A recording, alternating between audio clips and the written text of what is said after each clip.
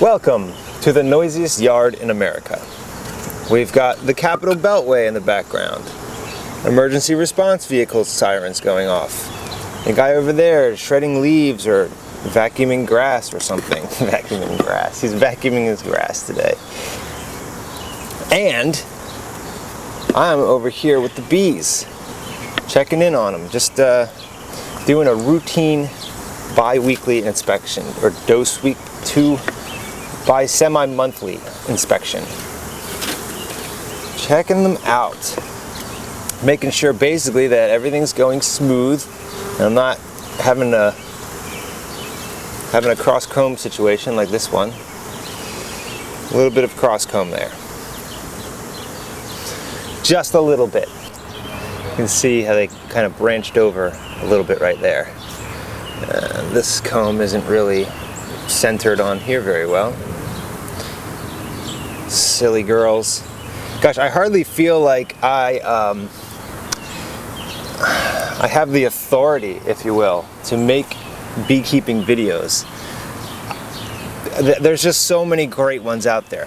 Guys like JP the Bee Man and Ralph Jones III, boy oh boy. These guys are making fantastic videos. I followed a new guy recently, State Street Honey, and he's doing a grafting series just right off the bat. Just jumps right into a grafting series. Fantastic work, gentlemen. And you know what? I don't know nearly the first thing about bees. A little bit of knowledge. I want to keep myself humble here, but those guys are doing some great work, and I thank them for doing that. But it makes me feel like, what am I doing? What's the value in watching my videos? I don't know. Last year, as I went through my hive on inspection days, I didn't quite get to the front of the hive. I didn't do a full inspection of every frame or every bar, just because it became a little bit overwhelming. You know, you take out 2 or 3 of these bars and the bees start to get a little upset, especially when you do stuff like that. And so by the end of it, oh man, this is bad. They're a complete angry mess, and so I kind of had to just back off. Didn't really get to the end of it a lot last year. And that contributed to why they swarmed. There were probably swarm cells up at the front that I never noticed. Not that last year I would have known what to do with them or even identify them. They just don't want to follow the system. Not feeling like growing across the center of the bar. Just on the corner, Ian. Just on the corner. They're really keeping it interesting. The next one's the same situation. I probably have 3 bars attached to this one. Excuse me, bees. Coming through with a hive tool. I don't want to cut your legs off. Move.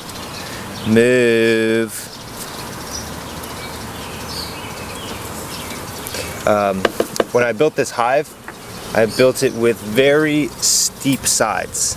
That is almost vertical. There's just, you know, a little bit off of vertical. And one of my subscribers, that sounds funny to say, says, Michael Elistad says, you're going to have a lot of connecting the comb to the sides of the hive with that thing that you did there. And I said, pshaw, what difference does that make? Well, it made a lot of difference, because they did exactly what that man said they would do. Every comb goes from one side to the other, and they connect to the sides of the hive, the box. And it makes getting these frames out pretty difficult. Girls like to congregate in those areas too, so every time I run my hive tool up there, custom made, hand forged hive tool, they you know, I gotta push them out of the way and cut the comb at the same time. I can see this frame right here isn't as crossed up as the rest, and there's a good amount of brood, capped brood all over it. Beautiful stuff.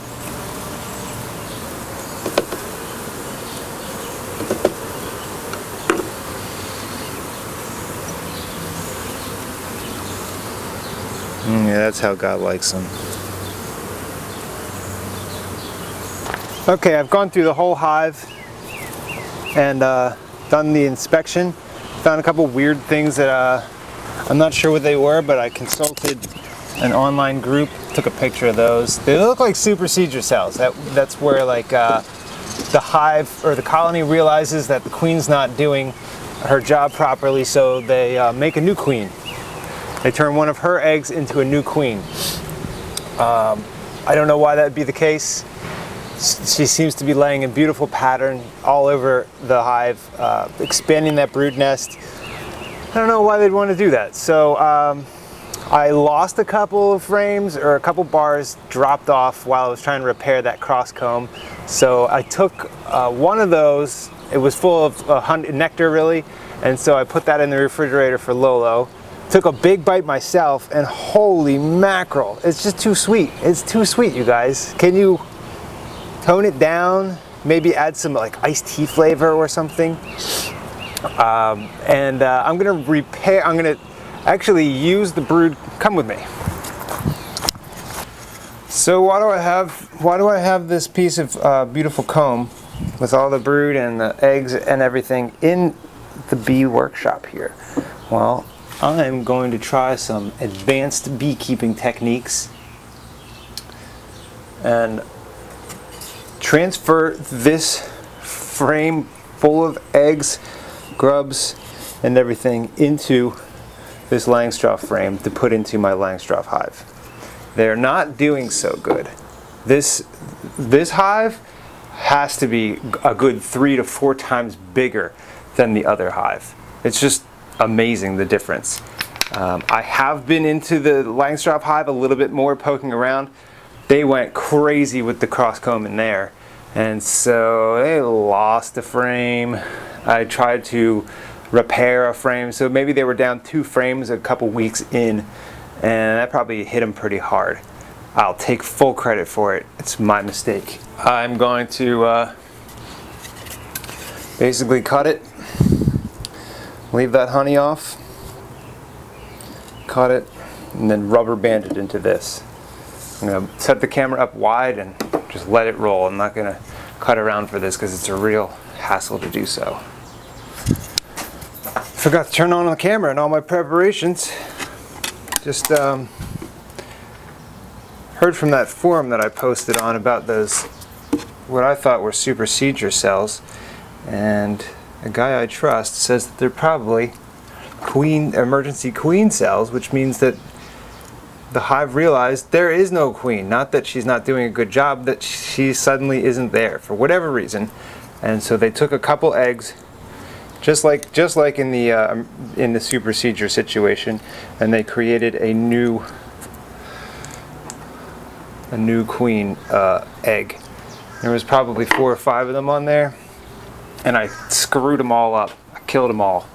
Just tried to put the comb onto the top bar using some zip ties and some wire, and no sooner did I get it back in the hive than it just collapsed off the bar and fell to the bottom, mushing all those queen cups. This is hard, you guys. This is really hard. But fun, hot, dangerous, risky, but it's really hard.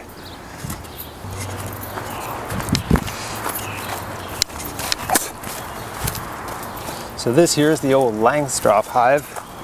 Quote, in quotation marks, Langstroth. Because I sort of made this up. The dimensions are all there. You know, these are 19 and 5/8 inches deep, and you know, all the dimensions and everything are there. It's just the frames that I built for these are just kind of everything you could do on a table saw without a router. So they're not precise. Not exactly a Langstroth, but shaped like it. Drop this frame into the brood nest of this hive, and hopefully it'll just give them that boost they need. Because I mean, this is one of the bigger frames in here, and this is a month in. It should be a little better than that. I mean, I'm I think I'm up to 10 bars in the other one, in the other hive. They were installed on the same day from the same apiary.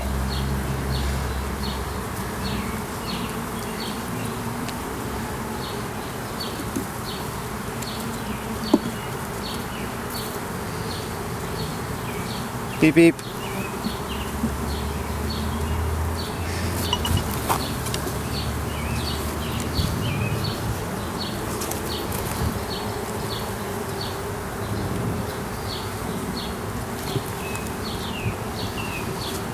Little feeder situation I got going for them here, because they're just so behind. I thought maybe they could use a couple foods, a couple bites to eat. I'm going to be expanding this one soon. We're going to try some wax foundation, just sort of pasted to the tops of the bars, just to give them a guide, because it's the cross combing I think that really sets these guys back. Once they start cross combing, I feel the need to repair it so that I can keep them easier, and it just spirals out of control from there. So I'm going to give that foundation, wax foundation stuff a try.